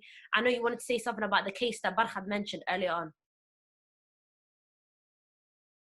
Yes, I want to talk regarding the case. She's 13, almost 14. She's not autistic, Barkhad. Her youngest brother is autistic, and we've been working on this case. And the problem with this case is the actual management is in denial. The management is trying to, you know, swipe under the carpet, and you know, they even tried to do an abortion. And even when the father asked, okay, mahala, what should we do? You know, the management even said, how about we marry her to one of the rapists, because 8 men raped her. And also, so can you clarify who said that? The management. Okay. The orphanage management, they said, the father asked, so how are you working, in what capacity are you working on this case? So we're working on this case as, you know, as women activists and social activists. So me and like 30 girls, you know, we made a group as soon as we heard about this case. We have lawyers, we have a lot of people in our group. So we actually been going to the Ministry of Justice, the Ministry of Education, and we all got backlash. For example, the Ministry of Justice, me and 3 girls went to them and said, you know, this was going on. And the guy argued with me and said, how do you know this is true? Or how do you prove it? You know, this girl got raped. How about if she wanted it? This is the Ministry of Justice talking. In black and white, he said to me, and I said, Maya, like this is exactly what's happening. The father has been denied to go see his daughter because he been bringing in lawyers and he bringing in people, and the management and you know, the whole orphanage people, they got scared. You know, and we raised it to, you know, home cable TV and all these social platforms. Mona, let me ask you, who governs these orphanages? Who checks on them? Who makes nobody? There's nobody checking on them. There's nobody talking. There's nobody talking on. Sorry, I just got interrupted. Yes. Nobody is checking on. So what we were trying to point out to the Minister of Justice is, how about you get someone outside the government to investigate this? And he was like, you don't know nothing about this case, just get out, you know, just leave it to the officials and stuff like that, X, Y, and Z. So if even the government people are in denial, how can we even resolve this case? Thank you, Mona. Radha, you've been putting your hand up.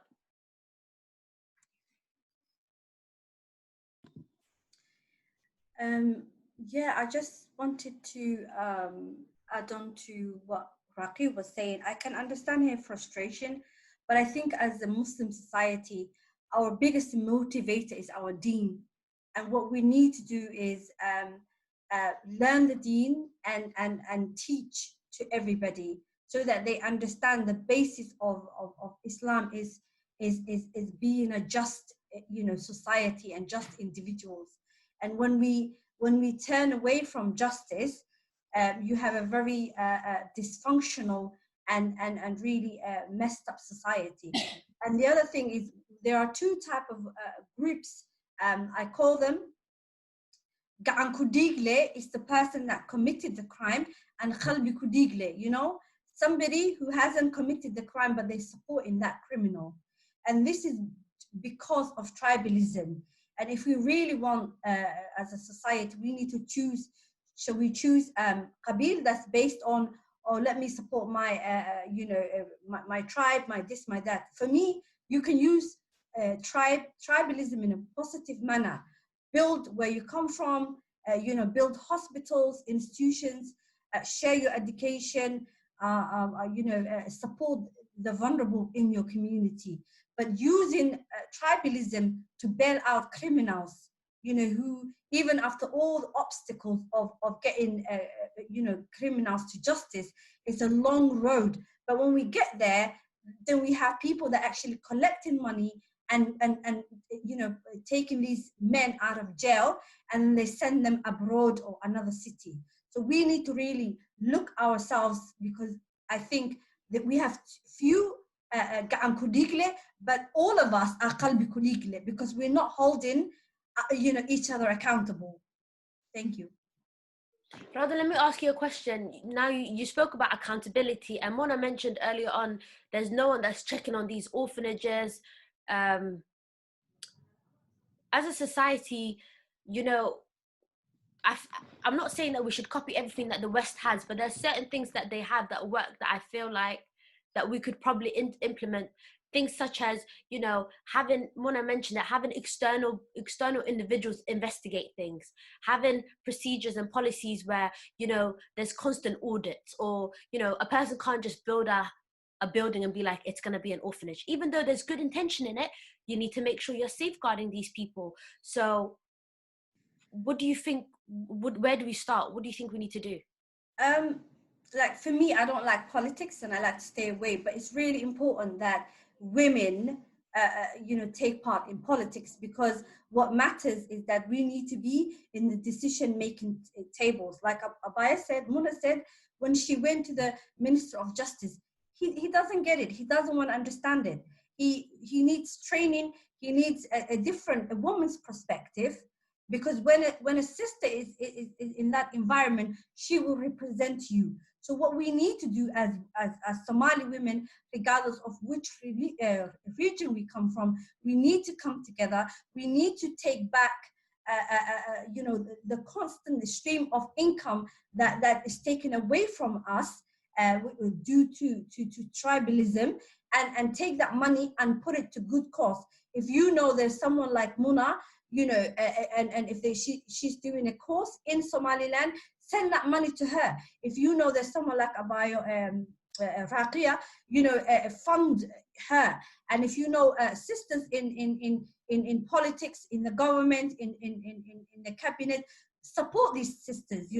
Nominate them to become your representative.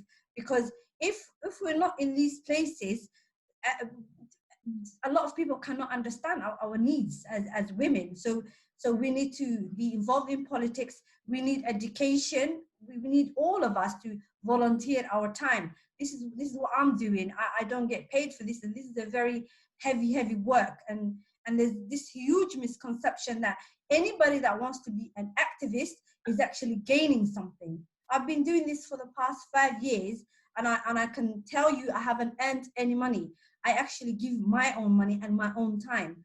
But because I care about my society, I care about my people, I'm a mother of 2 boys and a young girl. I want my daughter, when she goes back home, to have the same rights as her brothers. So this is bigger than us.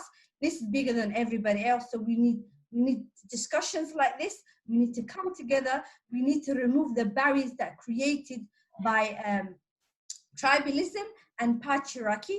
We want sisters to empathize.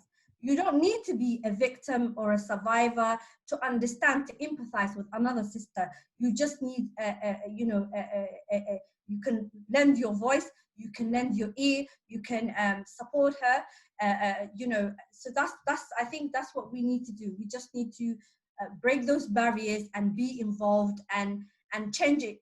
It starts with us. Have conversations with your families. I think the problem is boys and girls.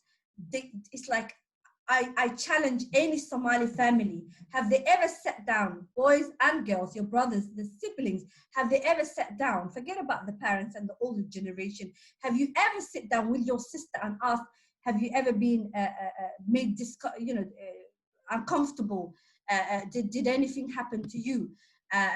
So we need to have these discussions. We need men to be the forefront of this fight as well, because they're the ones in power. They're the ones who are the most knowledgeable in the community.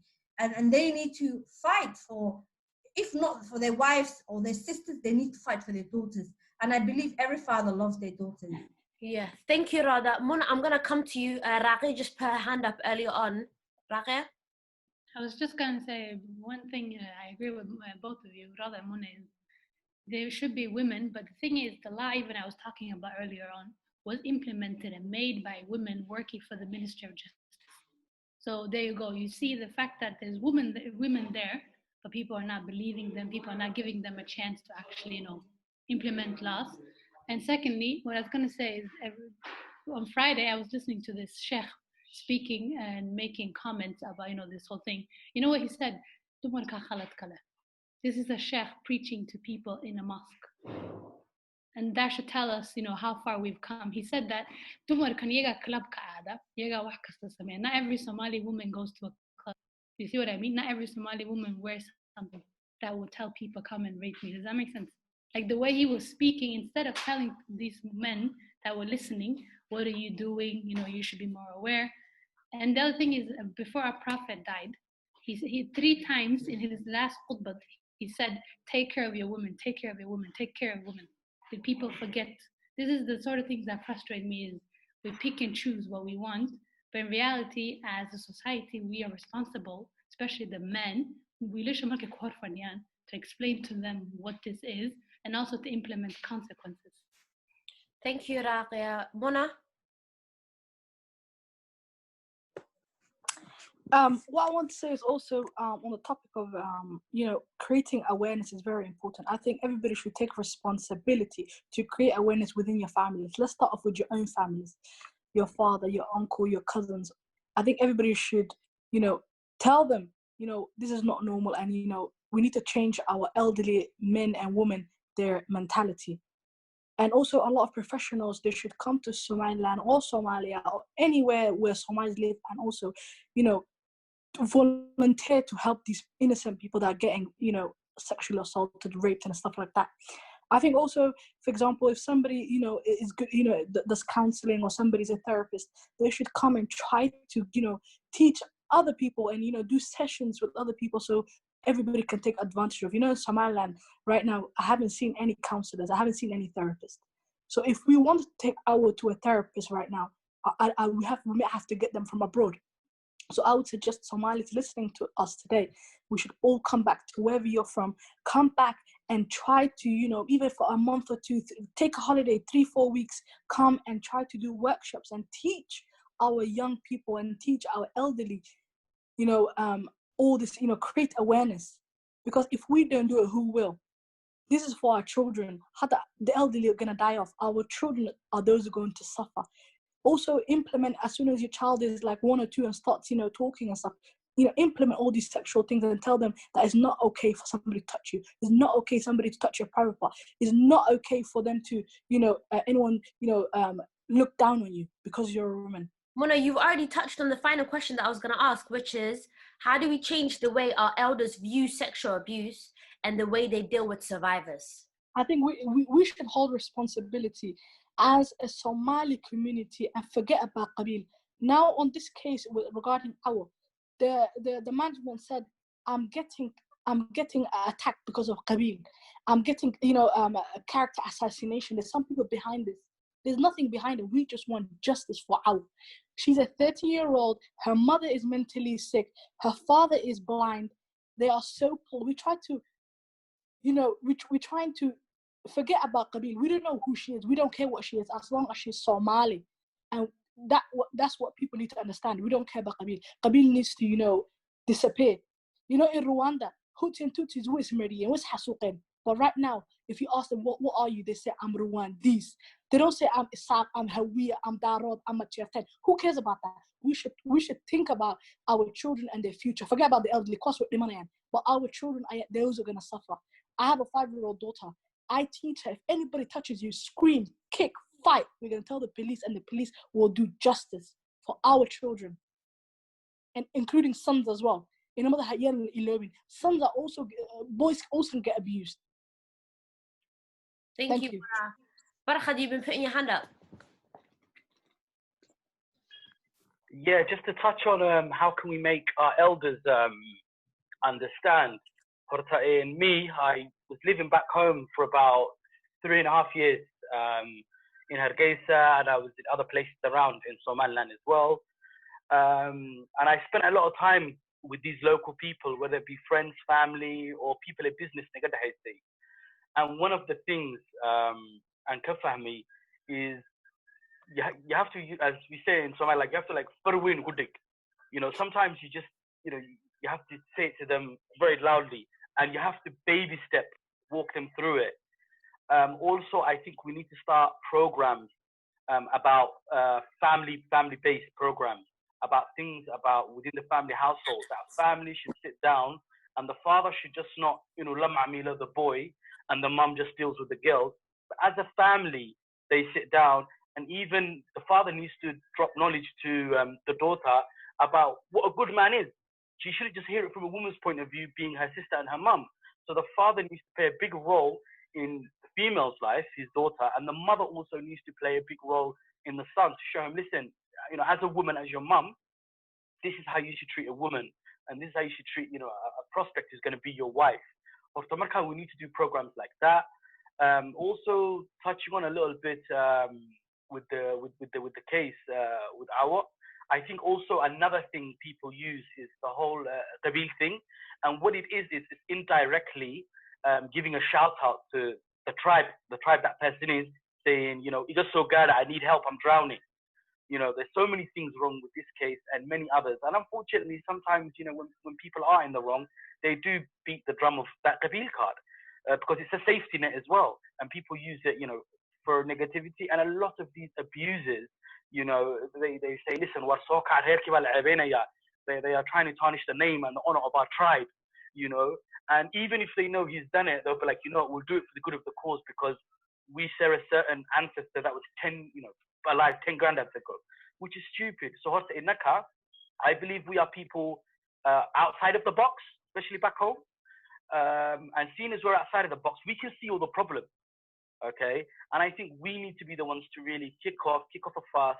If it's financially, if it's going back home and doing campaign, and also what's stopping us from running for offices? What's stopping for us running for offices and making a change? You can't just make a change from being who's moved back, who's running a business, whatever, what have you. Run for office and make changes. But I also have to say, I have to interject. You said. We are over here and we can see the solutions.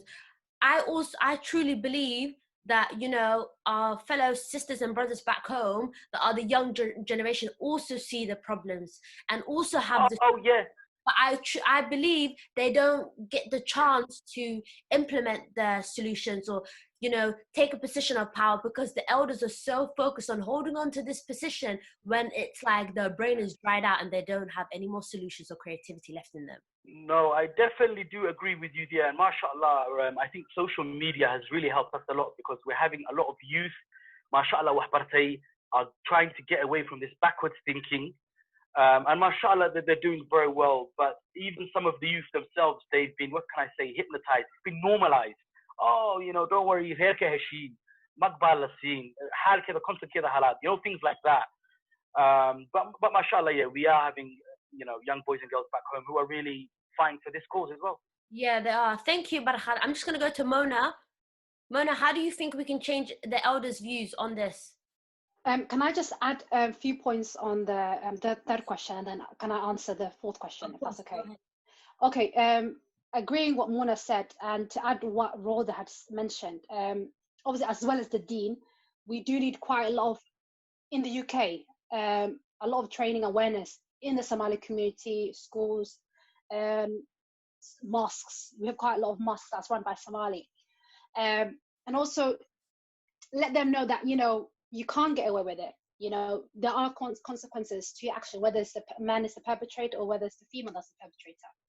And in terms of, again, going back to the UK, is reporting. Yeah, if it's someone within the family or uncles, brothers, I mean, I've heard cases where brothers are the perpetrators or sisters are the perpetrators. I know it's difficult, but, still report it. There are special measures that are in place. There could be a safe house that you can go to. There are quite a lot of special measures in place. In my previous job, I worked in quite a lot of, in my previous job, I worked, where I used to work at, there were a worrying number of young girls who came into care due to rape, sexual assault within the family. The organization where I worked, they had one CAC home, one child sexual exploitation home in London, and that was the only CAC home in London. That home housed 4 girls every year. Somalis were the only ethnic minority that was in the house. What's the ethnic minority? There were 5 Somalis. Well, when I was there, there was 3. It was open for 3 years. There were 5 Somalis, young girls who came into that care, came to that home. It was really sad, subhanAllah, where some of their families have disowned them. They were 14, 13 years old. And some were kind of disbelief. They didn't really think that their child was sexually assaulted by the uncle or by their pre-groups. So I think in the UK, there has to be awareness. I've worked in an organization where I work at. There's Tom and Chilis that in the Asian communities where they are having they are doing workshops for the Somalis. And I'm like, I think Muno touched on that. Mentioned that. I was like, where is the Somalis community workers? Where are the Somali councils? I'm sure there's a Somali councillor somewhere out there. Where are they? Why are they not doing what's called communities? The problem is I don't have a problem with Tom Chiles, the Asian community workers doing workshop. I don't have no problem with that. But Somalis are not going to relate. It's not relatable to Somali communities, and plus they have other stuff. They have like the honor base. We don't have honor base violence within our community. But it's just I'm sure there's people that are watching it right now. I'm sure there's outreach workers. There need to be a lot of Somali, especially in the Somali community, to have these workshops, to have the trainings, and that's key within the UK because wallahi, as well as what's happening in Somalia, there's a lot of things that's happening in the UK, and I've seen it amongst the young girls as well as the males as well. Thank you, Mona. The fourth question, sorry, was I meant to address the fourth? Okay. I think what we're doing right now, thank you, Amina, for having this event, debate, organizing debate, because I think the key is to continue to talk about this issue. I already touched upon that, having trainings, getting Somali workers to organize trainings on sexual violence. Similar to FGM, years ago it was taboo to talk about it, but since then there was a group of activism began talking about it, and but since then there was a group of activists that started to talk about it and to write support and work with the police to protect young girls from being sent to Somalia, and that has saved a lot of young people from going through that type of practice. So we need to do the same thing. This is not the end. We will continue to talk about this. We will continue to raise this issue. And also we need to highlight within the community that sexual violence is a crime. Any form of sexual violence, whether you're married or not, it's a crime. And the person, whether it's female or male, can be prosecuted depending on the investigation. And this is not the victim's fault. Again, Amina, you'll be sharing some resources. I'm happy to share some resources as well. Yeah, if you can send us any other resources that you guys might have, you know, Okay. in Somalia, Somaliland, anywhere, Nairobi, anything that you guys know of, send it to us, and we'll put them in under the YouTube and in our caption, so people can click and go and check them out. Okay, that's fine. Yeah. So yeah, I'm happy to do that. But yeah, I think it's just we have to. I mean, let's not stop there. Let's continue about it. Let's put it on Facebook, social media. I do really like that you said, Mona, is you said, I'm sure there's a lot of outreach workers out there. Like me, myself, I've worked as a project worker previously, and I've gotten, like, you know, training in safeguarding and boundaries, and, you know, domestic violence, the things that you should look out for, how to talk to victims, all of these things. And I've seen so many other Somalis in these trainings and other Somalis within this field. And I don't know why we're not doing workshops for our own Somali community. Is it because there's no one to organize us and bring us together? Maybe it's that we don't want to step forward and be the first one to be like, I'm going to do this event, and people kind of shame you and say, oh, we don't talk about this in our event. I don't know. Go on, sorry. What we can do, Makata, I know Masajidka, there's a few Masajid in my area, Somali owned, that do youth workshop and workshops as well. I mean, maybe something that we can do, approach them and say, okay, hey, can we do, you know, I don't know, sexual violence or domestic violence workshop because we've got free venue. So maybe approaching those type, Somali communities. Now, where I live in West London, there's 2 Somali communities in one area. So we can approach them. We can ask them whether, because I'm sure they won't charge us, but I don't know, organizing an event there. But I think instead of waiting for the opportunity to come to us, we should go to that. We should go and organize for them. I don't think, unfortunately, it's not been a priority for a lot of people. What I have seen that our community's done is really good is do workshops about gang, you know, gang association and gang violence and stuff like that. But we haven't had workshops around sexual, you know, violence. And maybe it's time to speak to the ones that are running these community centers, you know, telling them they need to have workshops and we can help them with it. Mona, I agree. Sorry. Mona Hussein, you've been putting your hand up? Yes, regarding in the UK, I think UK doesn't need as much as Somalis. You can find any type of background. You can find white people, black people, you can find Asians that can help you guys. But I think everybody that's professional in the West, please come back to Somalia. And the reason I keep repeating is because we don't have anything available, at least in the UK, Mona. We have people that you can, you know, contact and say, come please do a quick workshop. You know, you can go to a lot of places, but here in Somaliland or Somalia or anywhere, Somali, Djibouti, anywhere, we don't have this facility.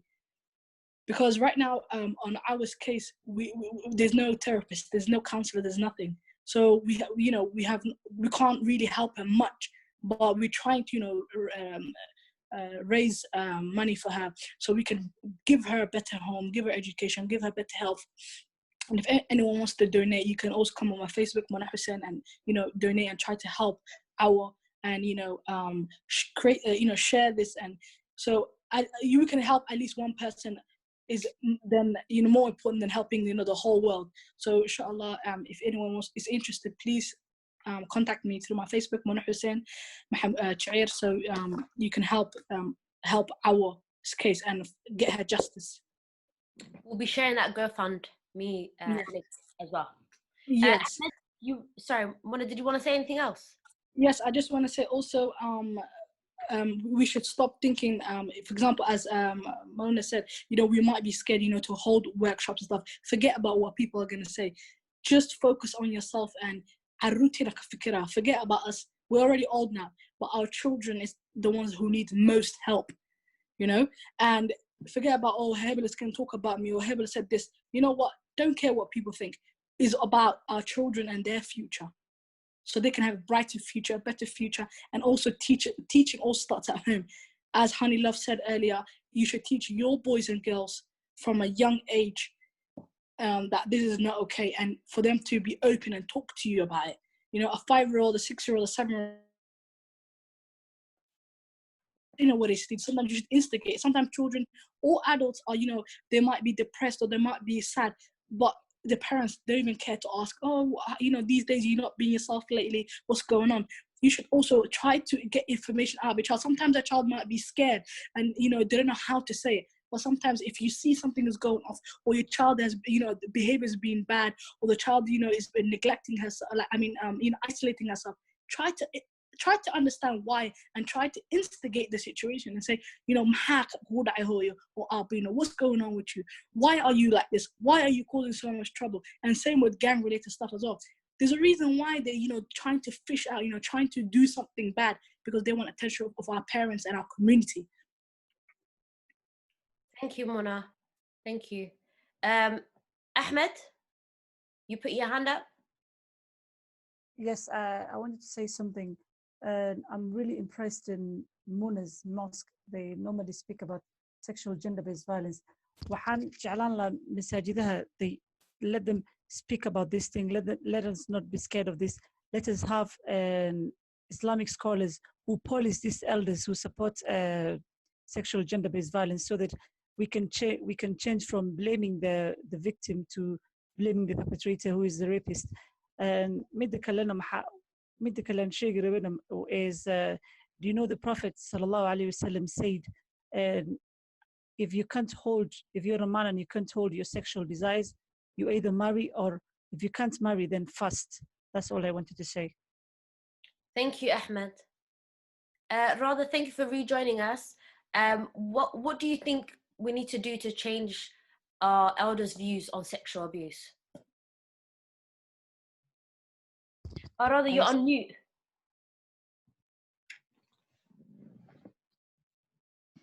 I do apologize. My phone kept, you know, my laptop died. I think the elder generation listens to, you know, Wada Xaajood, you know. So it's important that Wada Xaajood take on responsibility of talking about these issues, because usually when people like me who are educated and lived in the West, community will naga cabsada, and the absida is they think he's a new ideologist, but actually it's not. You know, dadka Islaamka iyo diinta Islaamka waxayna faraysaa qofka in la protect gareeyo, inuu xaq leeyahay, in la wanaajiyo. Marka waxaa loo baahan yahay, if the wadaadada are not talking about these, you know, these crimes, it's almost like they're interested and protect their popularity. They care about what other men think. So they're the ones that actually stopping the deen to be learned the way it should be learned. And what's happening is it's having a devastating effect on the youth. The other day, a young girl called me, and I shouldn't name names because their trust in me is very important. And she told me she's gone through sexual abuse, and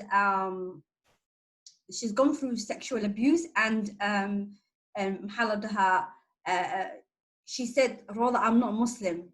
And that really, like, one upset, what was kunnahay, because the girl looks like you and me. She's wearing hijab, and I was like, where do you live? She lives with her family, and she said, it's something that I've never heard. She said, I am Muslim she goes, I'm Muslim by culture, but I'm not Muslim by deen.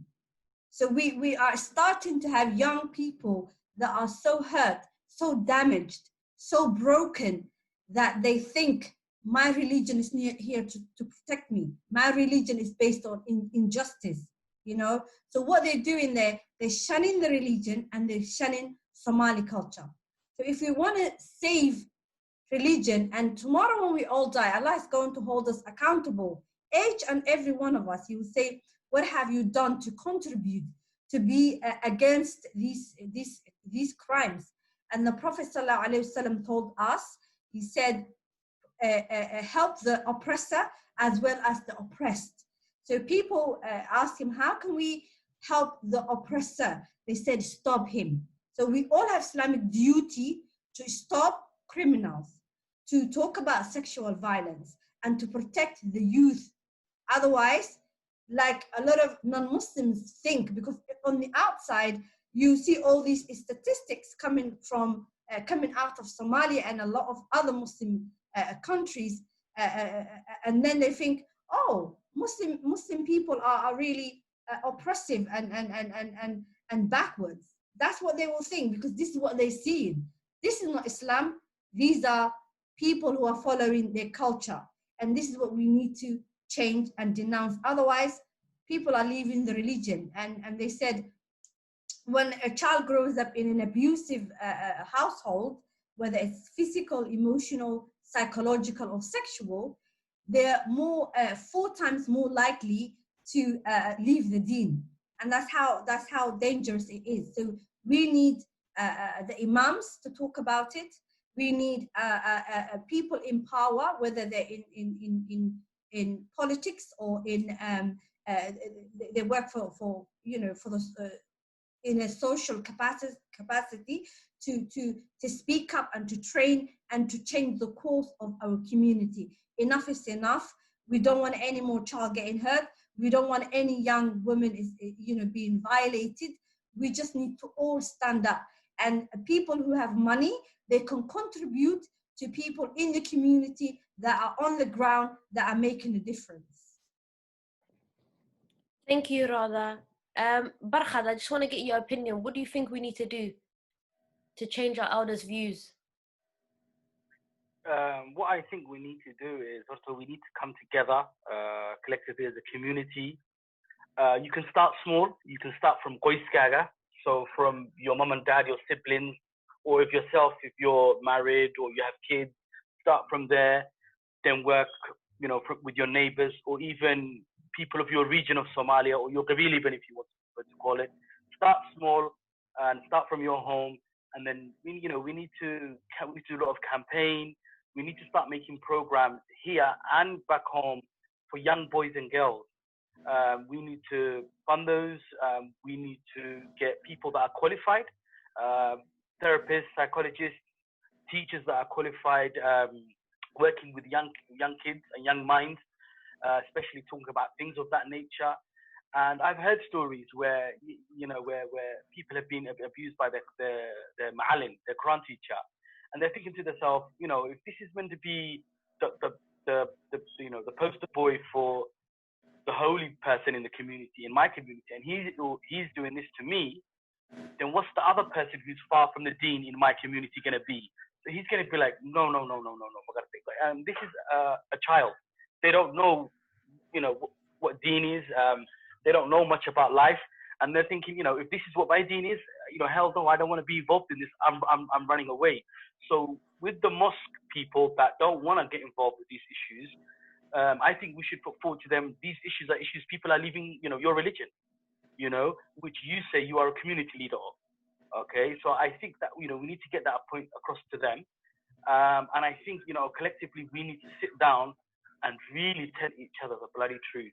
And for the ones that can't swallow it, because there are elders that are educated and very well traveled that actually do agree with us, that actually do back us, and we should get them aboard as well, and say, you guys are from the same generation, you think guys fahmiya, but you guys talk. Okay, so first thing I think would say is to start individually with yourself, your house, and then move from there, and then from the diaspora community and back home. That's what I would say.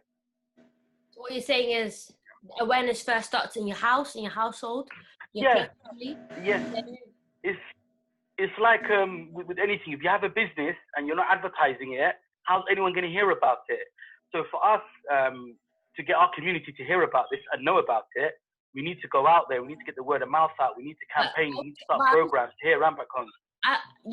I agree with you, and I think that's a really good idea. But I'm also I'm a person of I believe in having it's good to suggest something that we can do right now. Do you know what I mean? Something, an action, because it's good with coming up with, I agree with you. We need to speak to everyone. But how do we do this? How do we go about changing this view that others have? I would say let's organize meetings within our community. It could be weekly, monthly, and let's address a list of issues. Let me ask you this, Abakar. I agree with you. Meetings, yeah, but to reach the type of mass that we want, and in this day and age, 2020, just like now, we're online, right?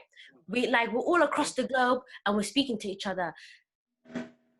One thing that I would suggest, you know, we're all here and we're all for like, you know, changing the view that our community has on sexual abuse. I think as a collective, we need to come together and even just do, I'm sure you guys have heard of it before, e-learnings, or, you know, like a little short film where it's like, you know, families can work quietly. Because, you know, even if you do these workshops, there's going to be parents that are going to be like, well, I want to go and I want to hear, but I'm not going to go because I don't want people to see my face there. So for those people, we need to make this information accessible for them in a way where they feel like no one's going to know if they've, you know, access this information. We need to make also, I mean, yeah, go on. Sorry, Barkhat. I'll add to that as well. I think also what would help, the influential people within the Somali society, whether it be Somali celebs, whether they be Somali entrepreneurs that have a lot of money.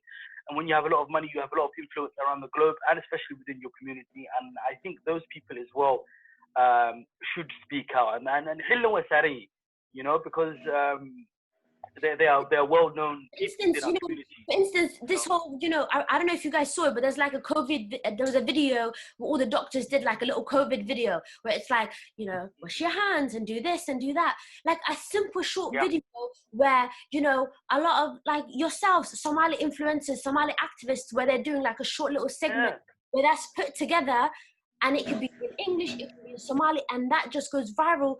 You don't like the amount of who knows who that can help and who that can save. Definitely, Barkhat, I'll have to come back to you because everyone's literally putting their hand up. So we'll go to Raqiya first. Well, so just quick to answer what you said first before I say what I think. There is, I think it's very basic because we don't. You hear me?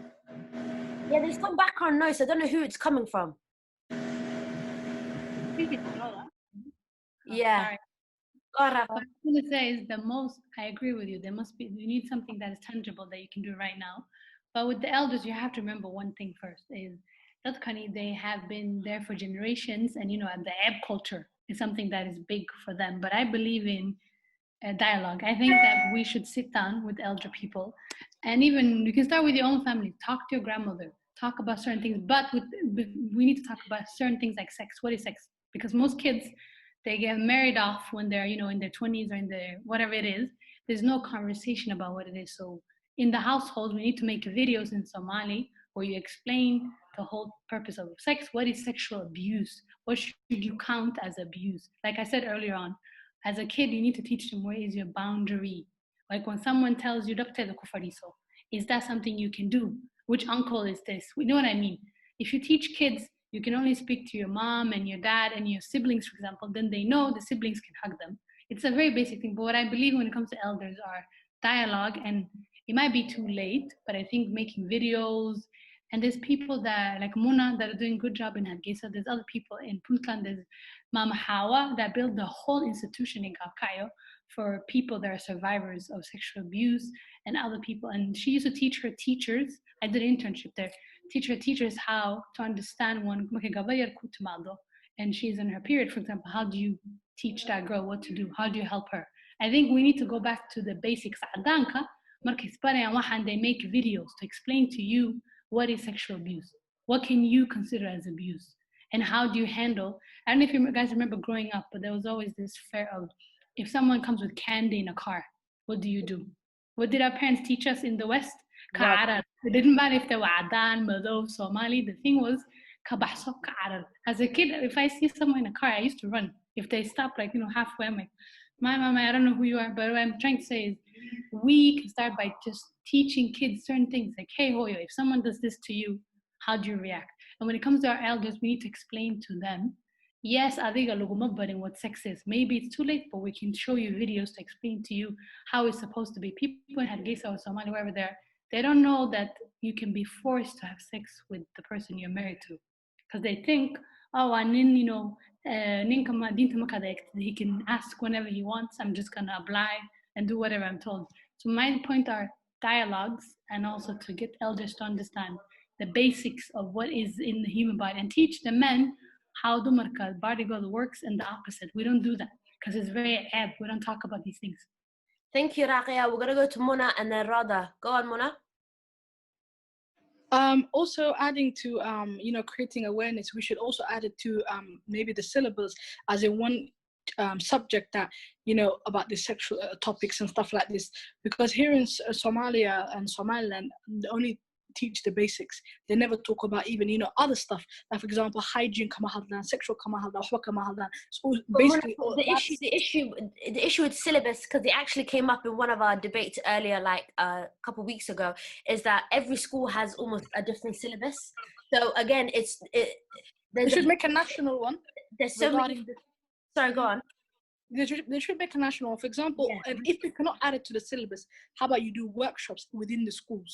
How about, for example, in Hargeysa, because I can only talk about Hargeysa because I'm living here at the moment, there's never any workshops or any awareness regarding this topic. A, because it's taboo, and B, because and it doesn't happen in our culture and society. So I think a lot of teachers and elderly people and tribal men, we need to give them for example, elderly men, we need to teach them so they can teach their community, because usually if it's an elderly man talking, everybody accepts them. For example, we have Aqliya Sudan. If we attack them and we try to talk to them and teach them about sexual stuff, they have a big influence onto the rest of the community. Dadka badawiinta jooga miiga, because dadka miiga, social media for example, they don't have no access in Miasha. To young, there's no access, there's no internet, there's no Facebook, there's no Twitter, there's nothing. So I think elderly men, especially here in Somalia and Somaliland, they should attract to the elderly men and islaamaha iyo odayaasha iyo madaxweynayaasha iyo dadka oo dhan wasiirada. They should first and foremost be taught, and then they can teach the rest of us. Muna, I agree, and at the same time I disagree, because I understand that yes, a lot of people respect the elders in our communities and Sharia, and they listen to them, but like I've looked at other documentaries, some of other African countries, and some tribes living in like deserts and certain areas where they only listen to men. Now, the way they helped these females was literally by one female going in and constantly going back, having the conversation again and again and again and again. And it's tiring, yes. But I do think we should work with the men, we should work with the sheikhin. At the same, we shouldn't just wait for them to then go out and disperse the message. I feel like we need to come at it from all different angles. You know what I mean? Yeah, I absolutely agree. Everybody should, as I said, everybody should be held accountable and should also, be responsible of teaching other people. Each and every single person or Somalia, yes, Rada, we'll go to you, Miwa. You said, what can we do right now? Actually, the NSPCC has a videos that's called Pants Activity, where they've created animation with songs that are really fun for even very young children. So they teach like, no one should touch whatever's under your pants, no secrecy, and it's something that the children can enjoy and learn so much from. And then it's also like, the activity you can print out, you can do coloring with the kids. I had conversations with my children and as well as my nieces and nephews, tell them about, their bodies and no secrecy. And, if anybody does that, says, makes them uncomfortable, they can always come to speak to me and their mom and their father. And also I've made 2 really good videos that explain about child sexual abuse, how to recognize it, how pedophiles behave, how they groom kids, how to support children. It's a really good video. There's another one that I've made about why madrasa teachers go into that field and how they attract kids and how to help them as well. So I'm going to post it in the group and on your Yeah, if you can Facebook. send me the link as well, and we'll add that on, inshallah, as well, please. Yes, and inshallah, I want to make more videos, because one thing I've noticed is that the feedback I got from people was that a lot of mothers initially, and fathers, they did not believe what I was saying. And sometimes it happens in their own family that they come to me, and others, they just watch the video and they go, oh, Rhoda, I've watched this and now I'm a bit more vigilant. So education is the key, and everybody should volunteer their time. It doesn't take much time to create a video content. It's very basic. I would love it to be animation and music and all that, but it's not. It's just me sitting on a chair and talking.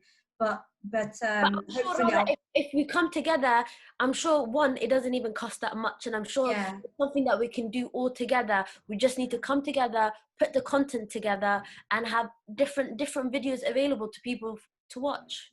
Yeah, definitely. Thank you, Rhoda. Ahmed, coming to you now.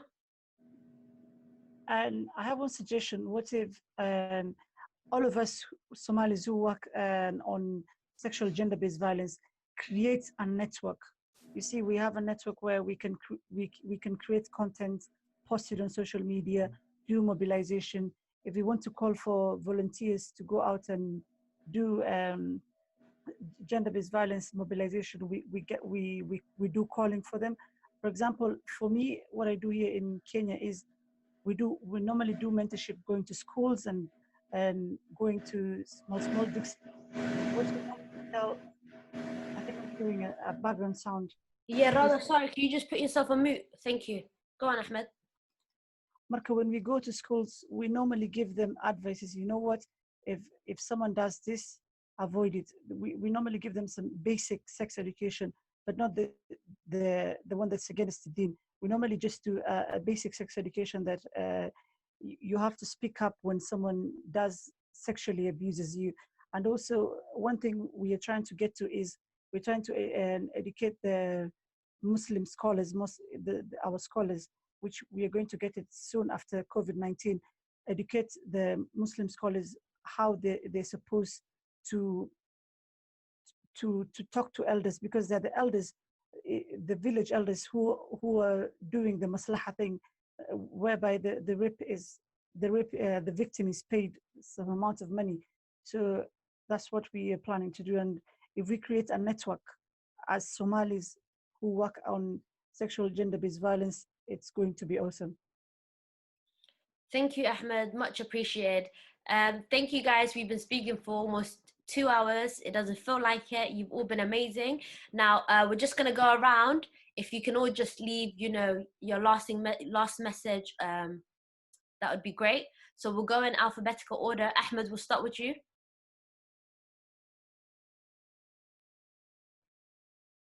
Can I be the last one, please? Of course, okay. Barkhad. The last message that I would leave with is I would say, let's get together as a community.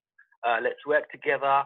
Whatever knowledge that you have gained from whatever background your field is, come and chip in. If you're a doctor, consultant, therapist, psychologist, and we talked about doing those videos. If you're into, editing and making videos and short movies, everybody come through, chip in your bit. And I think that's a start. And also that knowledge that you've gained, or that industry that you were in, you can use that knowledge to also, for you to be sadaqah, because you're putting out something there for awareness for vulnerable people, which I think, when we're in our industry, it's not always about make money. This is a good feel thing. To benefit from an industry that obviously you either went to uni in or you've been in it for a while, which I think is a very good thing there. So it's like almost, hitting one stone with two birds, using what you've learned within your community, and same time, the haqi ilahina, you're getting achar, because you're using the tools that you learn to benefit your community. So everybody, whatever tools you've learned, wherever, come forward and chip in your bit. Yeah. Thank you, Barkhad. Mona?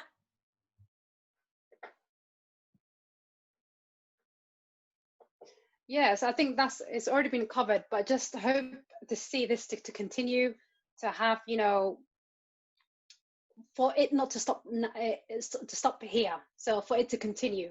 So I hope to see there to be like, you know, more events, or, you know, more events on this issue, you know, more workshop and training for within the Somali community, for people to feel comfortable to reporting what they've gone through to the police, or to people that they feel comfortable with, and yeah, for this not to end, for the momentum to continue.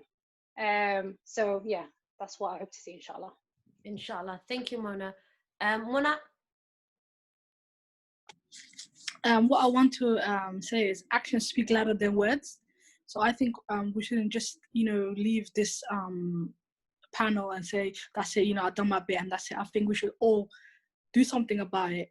And also, let's work together, protect our girls and boys, and also the survivor and the victim. Let's support them as well, mentally, financially, physically, and try to get them help. And even if you don't know nothing about rape, because, you know, usually you cannot relate to someone if you haven't been through it, but let's just show that we care about them, that we love them, that, you know, that that, you know, that they're not forgotten, and, you know, that we're just gonna, you know, when they tell us, and we're gonna mind our business, always at the back of our heads, you know, that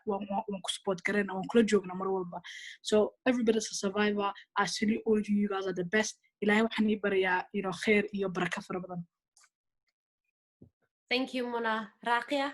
I think the most important thing is to remember that, you know, your story is not, there's no ebb, there's no shame in what you tell. If you want to share it, please share it. Don't feel like, you know, men, I'm sorry to the boys, but like, as a woman, don't feel like men are going to put you down, or men are going to, you know, make you silent. If you want to share your story, share it. And I also think the most important thing is people that work with mosques and have religious role, I guess, in the society, please stop shaming victims. Please make sure that these people feel safe, and you should go and educate yourself. I think for me, that's the most important thing, that the religious leaders know that they should educate themselves. And to people that go back to Somalia to help, please make sure you go with the right intention. Make sure that you're not the one abusing local young girls. Make sure that you go there to help. Don't go there for the, I'm gonna marry a 16-year-old, 17-year-old. Make sure that you please, because a lot of times we say go back, but my thing is go back safely and make sure you have the right intention. Because we also, as diaspora, we have responsibility, and just make sure that if you know, see someone that are going through this, please help. And also remember one thing, don't judge. It's Allah's job to judge, not us as human beings. Thank you, Rakia. And Rhoda? Yeah, as a survivor, I want to talk to other survivors and tell them that they are not their story. The shame belongs to the perpetrator, the person that did the crime. And I want the society to understand that basic concept. If somebody does crime, they have to be shamed. They have to be outcasted from the community, not the victim. And how can you help? What you can do is just 2 words: I believe you. I'm here if you need to talk. Because sometimes it's a process. It's not something that happens overnight. They have to come to terms with their own feelings. And if this, you know, if we're talking about child, like Mona said, we have to report it. You know, you have to support that child. You have Islamic duty, and not be qalbi kudigle. You have to report it, yeah.